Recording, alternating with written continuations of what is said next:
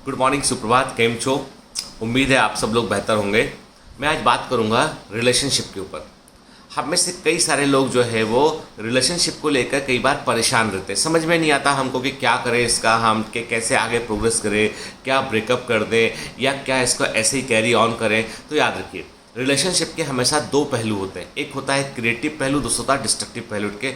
जब हम क्रिएटिव पहलू की बात करते हैं तो क्रिएटिव पहलू का मतलब ये होता है कि रिलेशनशिप आपको ग्रो करने में हेल्प कर रहा है, रिलेशनशिप आपको जो है लिबर्टी प्रोवाइड कर रहा है। रिलेशनशिप में किसी तरह का जो है वो ऐसा बोझ नहीं है कि यदि कोई रिलेशनशिप आपको बोझ के समान लगे तो समझ लीजिए कि वो डिस्ट्रक्टिव रिलेशनशिप है। देखिए, कई बार क्या होता है कि हम किसी रिलेशनशिप में होते हैं तो हम बहुत अधिक पॉजेसिव हो जाते हैं कि हम चाहते हैं कि सामने वाला व्यक्ति हमारे अनुसार व्यवहार करे, सामने वाला व्यक्ति जो है वही करे जो हम बोले उसको, के वो हमारे लिए हमेशा बेहतर करता रहे, उसके अंदर कोई फॉल्ट ना हो, ऐसा हम सोचते हैं। कि दरअसल हम सभी लोग मनुष्य हैं, हम में कई सारी अच्छाइयाँ होती है तो कुछ बुराइयाँ भी होती है। वो बुराइयाँ दूसरे के पर्सपेक्टिव में बड़ी या छोटी हो सकती हैं। कि किसी भी रिलेशनशिप को एक्सेप्ट करने का तरीका यह है कि जो जैसा है वैसे हालात में उसको एक्सेप्ट किया जाए। कभी देखा आपने सरकारी संपत्ति कभी नीलाम होती है सरकारी से, कभी कई गाड़ियां सरकार जब्त कर लेती है, कोई घर उन्होंने जो है वो जो जब्त कर लिया उसको वो नीलाम करते तो कैसा लिखा होता है, विज्ञापन में लिखा होता है जो जहाँ है जैसा है। ठीक है, मतलब उसी आधार पर आपको उसको लेना है।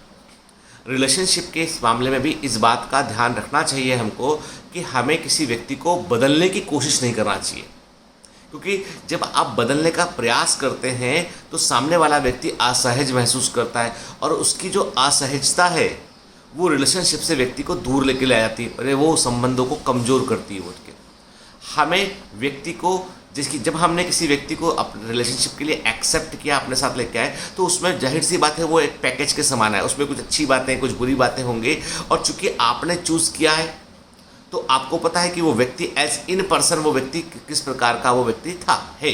ठीक है, तो उसमें यदि हम बहुत सारा आमूलचूल बदलाव करेंगे, बड़ा भारी परिवर्तन करेंगे तो हो सकता है वो व्यक्ति वो ना रहे जो वो व्यक्ति था पहले, और वैसी कंडीशन में वो असहज महसूस करेगा और संबंध तोड़कर जाने की कोशिश करेगा।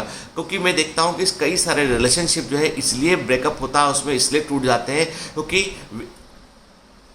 व्यक्ति पॉजिटिव हो जाते हैं, एक दूसरे को एक दूसरे की संपत्ति मानने लगते हैं, व्यक्ति दूसरे के ऊपर बंधन या उसकी लिबर्टी को कम करने लगते हैं। जब आप किसी व्यक्ति के पर कतरेंगे, उसकी लिबर्टी कम करेंगे, उसकी इंडिपेंडेंट सोच को आप इन्फ्लुएंस करने की कोशिश करेंगे तो वो संबंध बहुत अधिक प्रेम नहीं है। वो संबंध बेसिकली क्या है, वो संबंध जो है वो एक प्रकार की थोपी गई जो है वो चीज़ें हैं और व्यक्ति ज़्यादा लंबे समय तक उसको टॉलरेट नहीं कर पाता है। तो आज की जनरेशन में सबसे अधिक कारण जो ब्रेकअप का वो यही है कि हम आत्मसंतुष्ट नहीं हो पाते हैं, हम सामने वाले व्यक्ति को जो है अपने अनुसार ढालना चाहते हैं।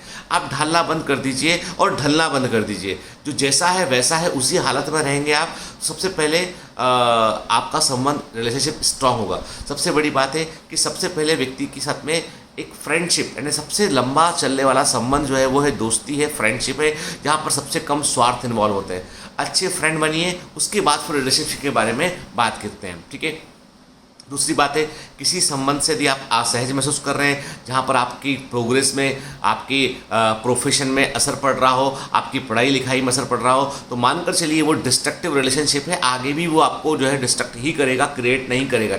तो ऐसे संबंधों को छोड़ देना बेहतर है और छोड़कर आगे बढ़ जाइए। जीवन लंबा है, बहुत सारी चीज़ें मिलेंगी आपको, बहुत सारे लोग मिलेंगे। Life is full of choices, choose carefully. तो आज का मेरा मैसेज यही है कि ऐसे कई सारे मैंने केसेस देखे हाल ही में जिसमें कि कई लोगों ने बोला कि सर मैं सुसाइड कर सकता हूँ, ऐसा कर लूँगा, ऐसी कर लूँगी बैठ के।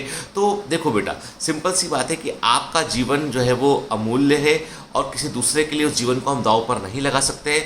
आपका करियर आपके लिए एटमोस्ट इम्पॉर्टेंट है, क्योंकि आज के ज़माने में यदि आप अपने पैरों पर नहीं खड़े रहेंगे तो व्यक्ति आपका सम्मान नहीं करेगा और आत्मसम्मान से बड़ी कोई चीज़ नहीं। तो आपका अपना आत्मसम्मान, आपका सेल्फ एस्टीम मेंटेन रहना चाहिए और आप जो है वो व्यक्ति के परिवार पर बोझ ना बने आप। इसलिए आर्थिक रूप से इंडिपेंडेंट होना भी ज़रूरी है और आज के ज़माने में गर्ल्स को बहुत सोच समझकर स्टेप लेना चाहिए, बॉयज़ को भी इवेंट के, ताकि पहले अपना करियर बनाइए, उसके बाद सब तरीके से रिलेशनशिप के बारे में हम सोच सकते हैं। Have a great day, all the best.